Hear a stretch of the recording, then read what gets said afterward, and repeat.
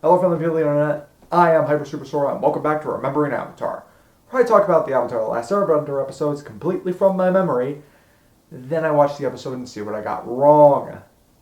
Today we're tackling the Ember Island players. I always refer to it as the Ember Island plays, so if I can't even remember the goddamn title right, what makes me think I'm going to remember the episode right? I will remember the episode right, since this is one of my favorite goddamn episodes of the show. I've probably said that for half the series at this point. But I love this episode, since I find it so hilarious, so funny. It's basically just a recap episode, but every goddamn recap episode needs to take notes of this one. So the gang, after last episode, decide we need a safe place to hide from the Fire Nation. And Zuko knows the perfect place. The Fire Lord's beach house. They point out how idiotic this is, and Zuko says, our family hasn't been here in years. The odds of him coming here are basically slim to none. Hell, even my sister finds this place depressing. What makes you think anyone's gonna find us here? But yes, then Sokka and Suki come in after some firebending training. And they go, guys, check this out. A poster of Avatar on DVD for season 1. I mean, a play about us. And Zuko goes, oh, that playhouse. They butcher Love Amongst the Dragons every year. Fun fact, that's a play his mother watched. His mother loved that play. Because, lore dump. Read the search, damn it! It answered the question. It answered the question that Korra failed to answer. The question that was so close to being answered in that show, but fuck that fucking kid! The middle child. So close. So fucking close! I'm still angry about that, by the way, since I saw that release date, and we got nothing. Anyway, Ember Island play. Sokka wants to see this play about his life. Of course, why wouldn't he? And I remember her says in the research, and one suspiciously accurate merchant of cabbage. That is the last mention of the Cabbage Man in the show. Let's see, 17, the last 2 seasons were 20 episodes, so 57th episode. And literally the next stuff starts the finale. Yeah, recap episode. So they go to watch this play. Hey, they're on like a high banister. They're on the high stuff. They're on the high ground. Haha. There you go, Grub Killer. You get your reference. So Toph's feet can't see it. Don't worry, Toph. I'll tell your feet all about the story, Katara says. Zuko sits next to Katara and then goes, but I wanted to sit there. Who fucking cares? And Aang's got himself a new hat. Well, it's not really a new hat. Did he? Wait a minute. That's the hat that hat's kind of similar to the one guy I wore. I remember Doc, Shu, and Bushi from the Painted Lady. I can't remember which one wore that hat, but my headcanon is that Aang beat him the fuck up and took his hats. That is my headcanon now. I will die on that hill. Aang literally kicked the shit out of that old guy and stole his hats. Didn't kill him because it's Aang. But yeah, play starts and it shows, oh, overly dramatic, hope-filled Katara. And Sokka that can't shut up about food. And they get a female to play Aang. And Toph makes fun of it, goes, well, you are in touch with your feminine side more than most men. That's why you can't get Katara, dumbass. So they go throughout the play, moving through the adventures. Hers and Sokka's going, my jokes are way funnier than this idiot. Katara going, ugh, I'm not so emotional. Yes, you are. And Aang goes, at least you guys got the gender right. I'm not a girl. Then it shows Zuko, an angsty teenager, pride. Everyone's just like, yeah, seems pretty accurate. I know, Zuko moans. And they play Iroh as this hungry fat guy, which to my knowledge he only really did once in the show. What kind of king is he? No, twice. Are you going to eat that? I'm saving it for later. In Kyoshi Warriors, and the second time was when they met Jet. What kind of king is he eating like? The fat, slappy kind. Ugh. So, yeah, that happens. Hence, they get like an intermission or something, and Toph goes, "That's the truth out there, guys. It may hurt, but you like it. Does this dress make my butt look fat?" And then we get to Toph, where the original concept of Toph was like this big buff guy, and someone went rogue and made the Toph we all know and love today. So when they did the Ember Island plays, they made reference to the big buff guy that got scrapped. "You can't find an earthbending master in the air. You have to look underground," screams in their face to get a good look at them. Which honestly, Toph and I are in the same opinion. That is hilarious. It's funny as hell. Keep fast forwarding. Everyone else is just like, it's showing me all my greatest failures and shit like that. Sokka even gets to relive the first love of his life. Oh, wait. Third love of his life. Yue. He gets to basically see her die again, and he's in the doghouse with Suki for a minute there. Because he shushes her and says, "Shush, I'm trying to watch." Oh, and he is not happy about that shit one bit. Get an intermission. Him, talk. Aang's pissed the fuck off. Katara notices this. Hits and goes, "Oh, I'm bad. If I didn't block my chakra, I'd be the Avatar safe to tear this place the fuck down." Zuko hits a Toph with, Toph. It's not an emotionally fulfilling road trip, but it'll have to do. Punch. Ow, what was that for? That's how I show affection. Also, your scar is on the wrong side. My scar is not on the wrong side. You know, being the actual Zuko, I think he would know. And I'm surprised he didn't just tell that kid that. I'm not even sure that kid would have believed him. Oh well. Sulk again, hood up. Anyway, what was something important? Katara and Aang have a little love confession thing. I'm a fucker. That doesn't really go anywhere. Where Aang goes in for a kiss and Katara calls him out for that. And it's just like, I just said I was confused and then you go to kiss me? Let's face it, if Jet, Haru, or Zuko did that, you wouldn't give a shit. But since it's Aang, you do. She loves a bad boy. They all do. Suki gets Sokka backstage where he gives the actor that's playing him some better jokes. Rocky relationship. I didn't say they were good, I said they were better. I am a trained killer, an assassin to no end. I think I can get you backstage. What else? They get to the point where they gets caught up to the end of where the journey has gone so far. And everyone else is just like, alright, time to go. That's the end of the story. But no, the playwright writ something else. He writ the bad ending of the show, where Aang, Zuko, and all the rest of them die by Azula and the Fire Lord's hand on the day of Sozin's Comet. And it's just like, yeah, we're not letting that happen.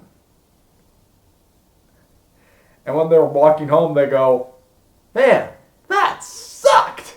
Me after I watched the movie. But the effects were decent. Can't say that about the movie.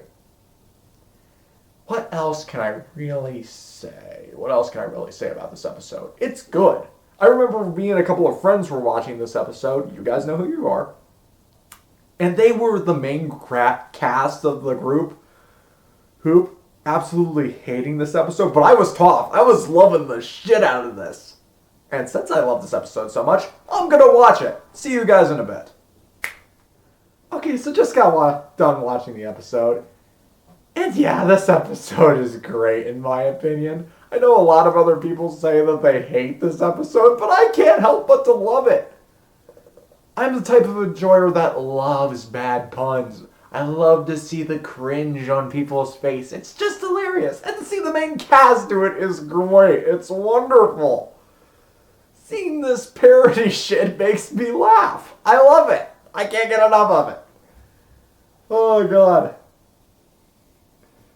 This episode is just so goddamn funny. And it has good emotional moments, too. The scene where Aang finally confesses to Hukatara. The scene where Toph tells Zuko about the conversation she had with Iroh. Oh, and the fact that he'd be proud of him. Those are good scenes. And also, Hukatara saying, I don't give speeches about hope all the time. And everyone just looks at her and she's like, what? Hilarious! I love this episode of... Oh, and I can't understand why people hate it. Well, I do understand why people hate it. I did forget to mention that speech hates exactly what Toph said, that Uncle Iroh would be proud of Zuko, but hey. Also, as I'm watching this, as I first turn it on, I'm just like, fuck, I forgot to mention that. This basically shits on all the bad episodes, except for Brotherhood of the Water Tribe. Mainly when it gets to the Great Divide, personally one of my most hated episodes of the entire show, along with Bato of the Water Tribe. And it goes, look, the Great Divide. The biggest canyon in the Earth Kingdom. Let's keep flying. Perfect. Brilliant.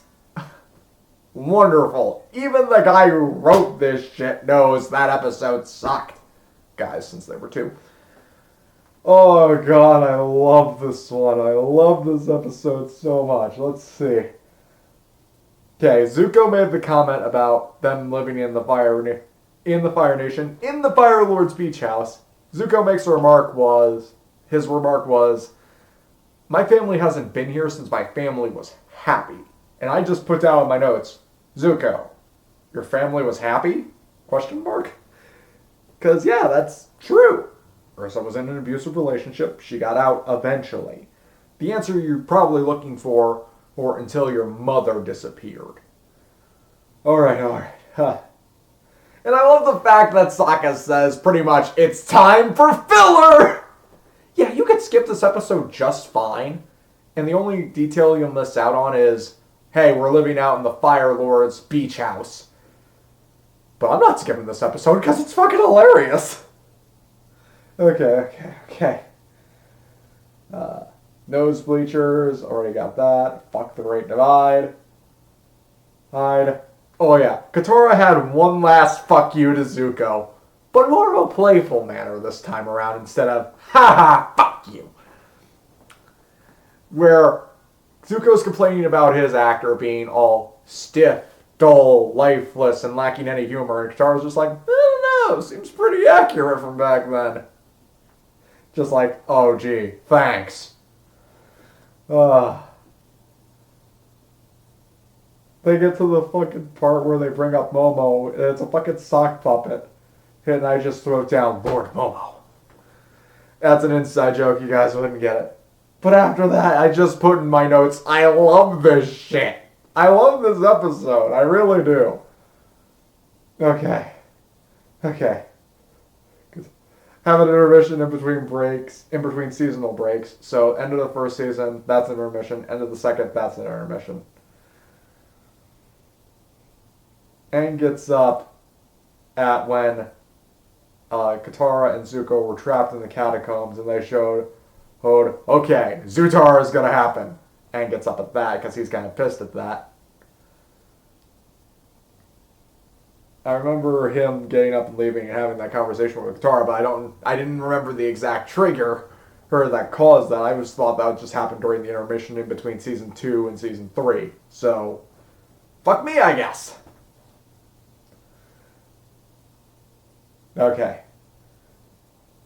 I didn't look this at the credits since I just turned on the camera pretty much as soon as the episode was done. But the voice that plays the guy Toph It sounds so fucking familiar. Who the fuck was that? I don't know, and that's gonna bother me. Comment section, do your thing. Okay.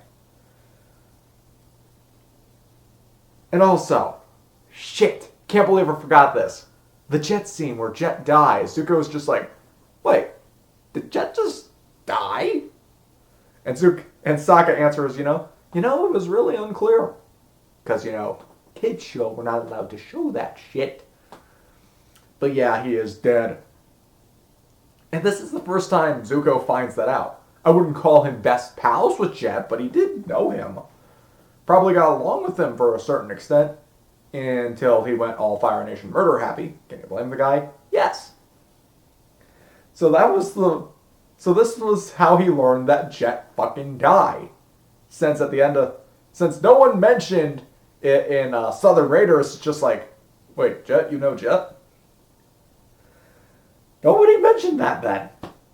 Anyway, whew. I pointed out that this shows everyone's greatest failures. And one of Zuko's things was pretty much telling his uncle, pretty much stabbing his uncle in the back. And that was caused the emotional scene between Toph and Zuko. Your uncle would be proud of you. Your scar is on the wrong side. No, it's not! Oh, cosplayers, you gotta hate that shit now, don't you? Okay. Also, during that little speech the little conversation between Toph and Zuko, Zuko points out, you would love your actor. It's a big buff version of yourself that beats up 10 guys at once to make quippy one-liners. And I just put in my notes, but that's what Toph does. He can't fault it for being accurate. She does that. She does beat up on 12 people at once and then makes a quip about it. That's her thing. She is the strong one. She's not plot relevant that often, but damn it, is she gonna get her job done? Okay. I have one minor change about this episode. When Sokka and Suki go backstage to give the actor Sokka more lines to work with, some improv, if you will, some jokes, some lines, the actor asked, "Who are you?" I would have loved if Sokka said, don't tell anyone this, but I'm the actual Sokka. And had the actor just like, yeah, right, show me more of these jokes. Okay, that's the one tiny thing I would have changed about this episode. Okay.